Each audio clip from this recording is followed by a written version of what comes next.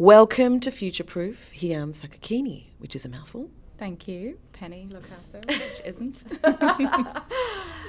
You are the co-founder of ThinkChangeGrow.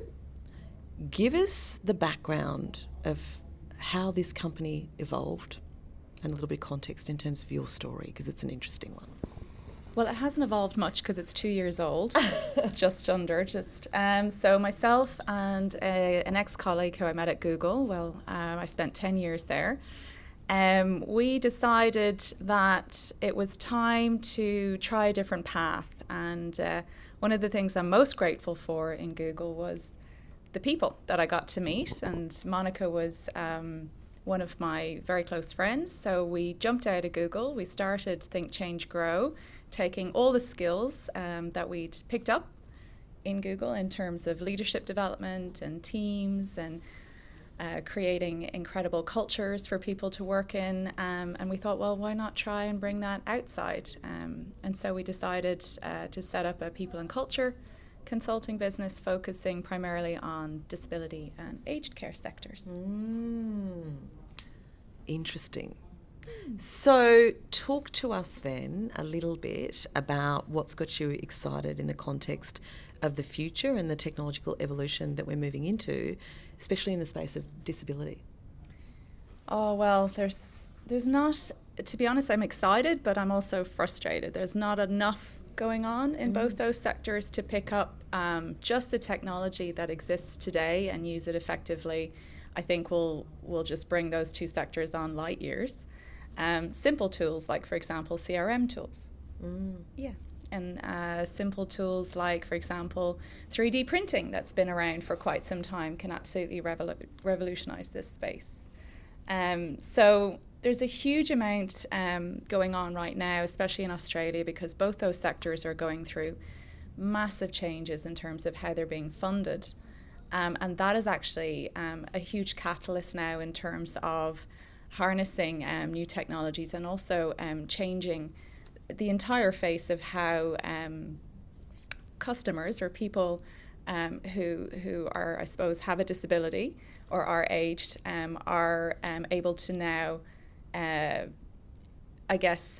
decide for themselves and choose exactly what services they want that will give them the quality of life that they desire. So talk to me about how 3D printing and CRM is helping people with disabilities. So you're saying you're excited about those things, but just simple things like that, yeah.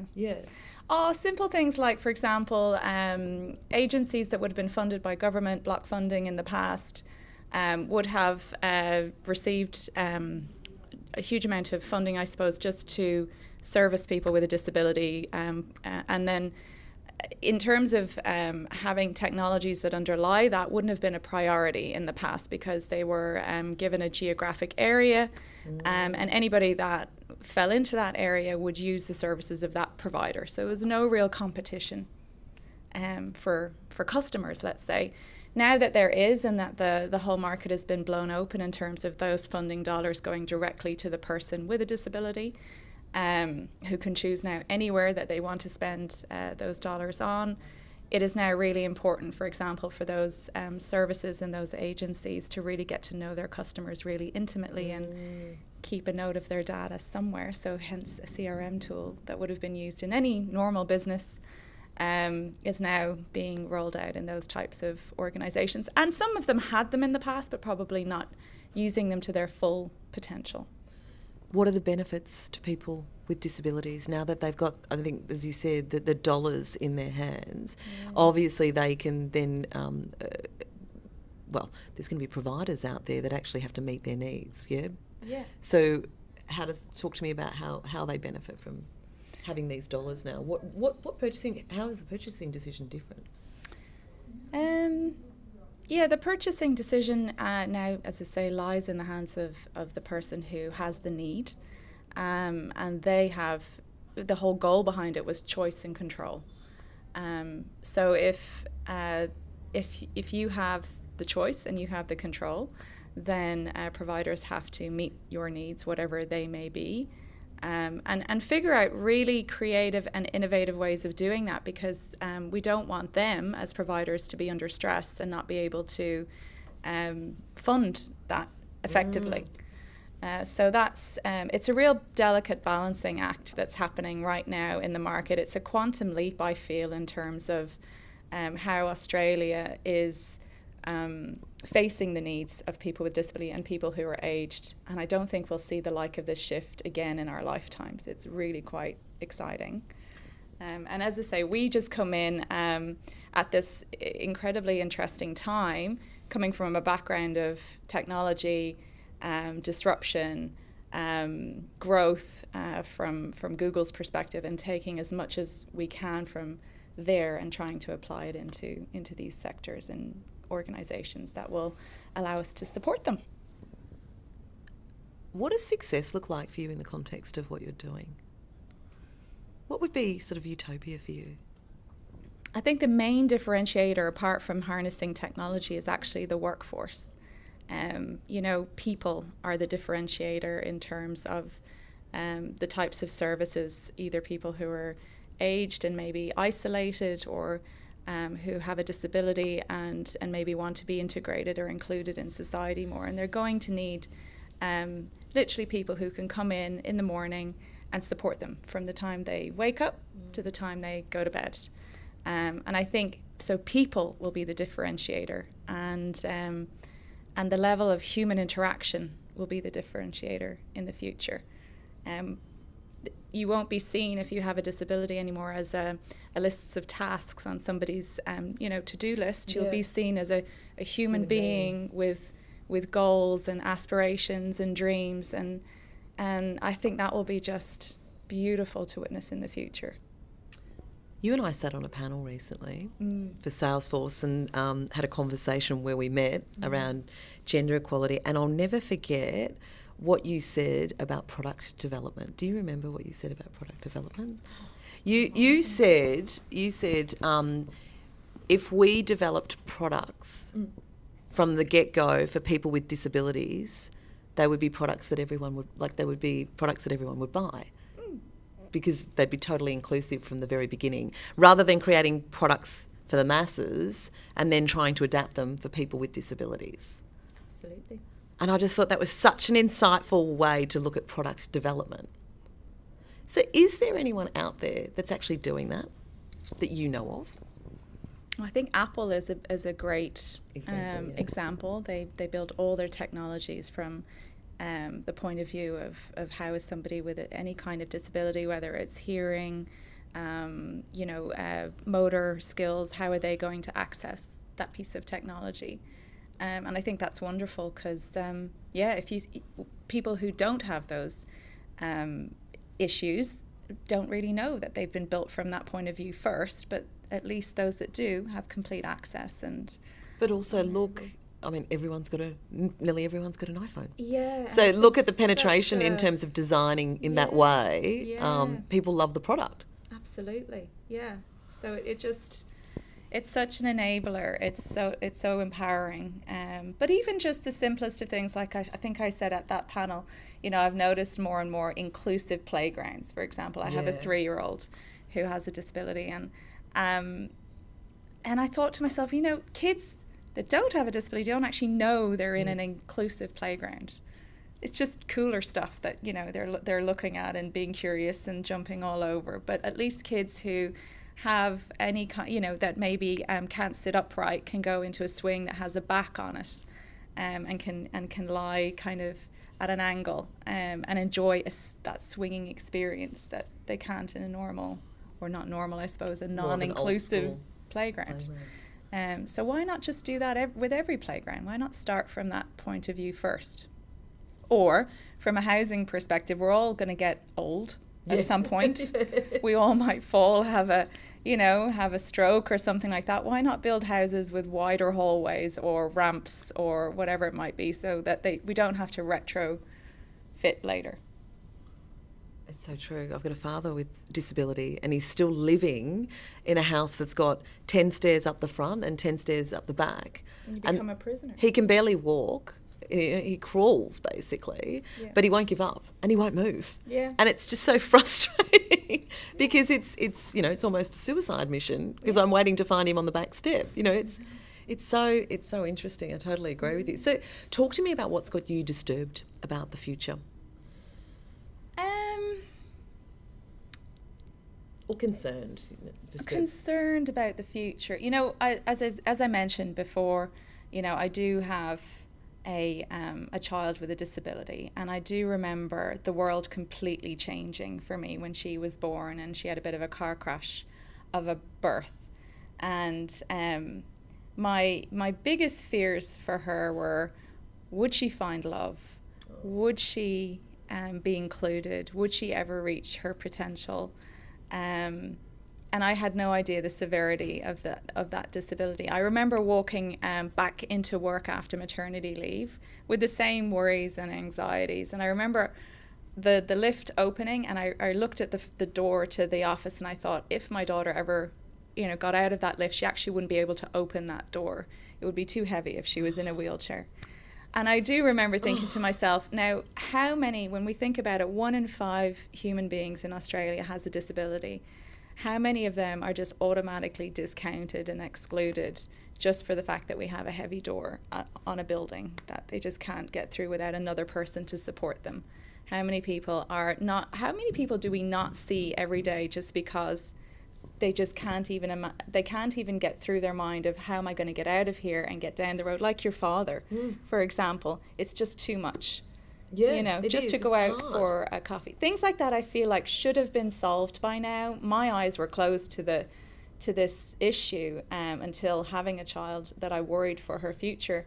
Now it's incredibly switched on. It's something I think about nearly every day, and it's something I feel like we could change this very soon if we, again, just take the technology or take the maybe new policies that other countries have introduced, and let's just kind of let's cut through the crap and get to that end point where it's much easier for people to be included and integrated. And that's just people with a disability. I mean, we know we're looking at gender issues for a very long time. You had a date. When is there going to be gender parity?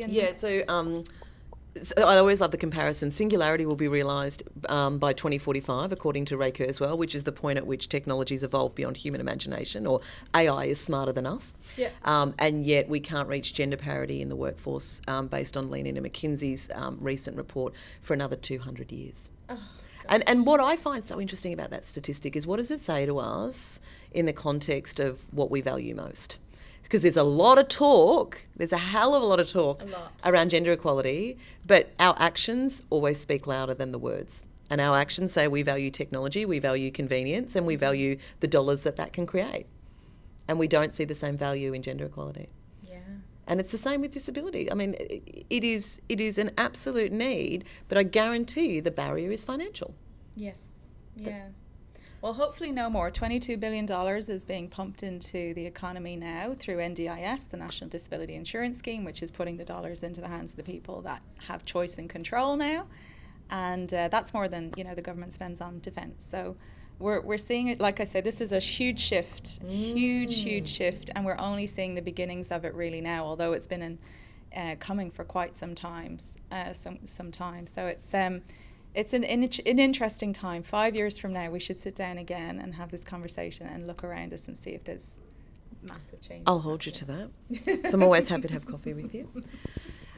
It's funny, it's not funny, it's a friend of mine who we've spoken about who's in the disability space and's also got a company trying to help people with disabilities, Raoul Soanes, said to me recently that the average trip to the movies for a normal person on a bus, right, would take about 20 minutes, for example, to get to the local cinema. But he was saying for a person with a disability, that same simple trip to the movies takes between 4 and 5 hours. Mm-hmm. And I was like... It probably costs them a few $100s, depending on how much that special taxi service and... I was just like, that is so profound in the context of putting perspective around the challenges that people with disabilities face, around the such simple things every day that could be worked through. As you say, it's like, why is this still the situation? Absolutely. And I think the biggest thing, having spoken to some some folks that they miss is not necessarily, it's spontaneity. Yeah, well, because you can't be spontaneous, can you, when it's so hard to get anywhere? No. I mean, I remember that was one thing that I lost just becoming a mum. Like for the first time, you forget what it's like just to be able to walk out your door without thinking about, nappies and wipes and food and sleep time and when I need to be back and all that kind of stuff. It was actually quite a depressing moment that time that you just kind of went, I can't just walk out the door anymore when I want to. And, that's a reality on an extreme scale with anyone who has a disability. Yeah. So given this is a future-proof interview series, tell us a little bit around how you're future-proofing your happiness and what sort of hacks or tactics have you used to do that might be helpful to others that are looking for work with more meaning or building skills for the future? Yeah, so one thing I remember thinking about a lot in Google that we've now taken out and actually opened the doors to was why, for example, we know that the workplace needs great leaders. You're happy when you have a great manager, right? To build great leaders, you usually go on a series of programs and trainings. And those trainings usually involve solving a fake problem or a scenario. Yep, that's always put in front of you. But that's not quite, for me, a useful way of going about it, since we have so many organisations, charities out there that have real problems that need solving, real challenges. And so my little hack that I brought out was bringing those two things together. Oh, I love that. Leadership development, solving real challenges for charity organisations. And we've been doing that now. We're on our 5th round. And I really see these leaders now come away with a different perspective on life when they get so hands-on with these charity organisations. They're no longer just donating a bit of time and painting a wall or donating some money. They're getting really deep into these challenges, and they are coming away with very different perspectives, very different skills, a huge network now that they wouldn't have had before. So for me, that's my little hack I'm contributing to the world in terms of better leaders, I'm hoping, that go back into the workplace. And as I say, better leaders always leads to happier workplaces for people. Oh, absolutely. And then on the other side, charity organisations getting the benefit of amazing skills, amazing brain power, and that intellectual property that they wouldn't get any other way, and actually being able to jump ahead in whatever they're doing, and again serve better the community that they're serving. So that's my little tiny hack I'm bringing out to the world.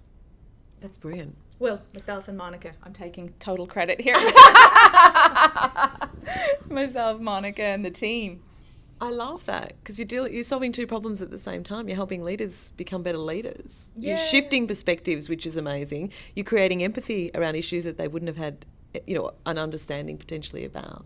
Yeah. And you're helping charities with resources that they otherwise wouldn't be able to afford. Yes, yeah, that's the goal with this. We have a long way to go. I'd love it to go much bigger, Australia-wide, global, whatever. We're just doing it here in Sydney for now. It's literally in pilot mode, but hopefully somebody will be watching this and say, I know how we can bring this to the masses, and contact us. You just never know. You never know. Thank you so much for your time today. It's always a pleasure. Thanks, Penny. Thank you.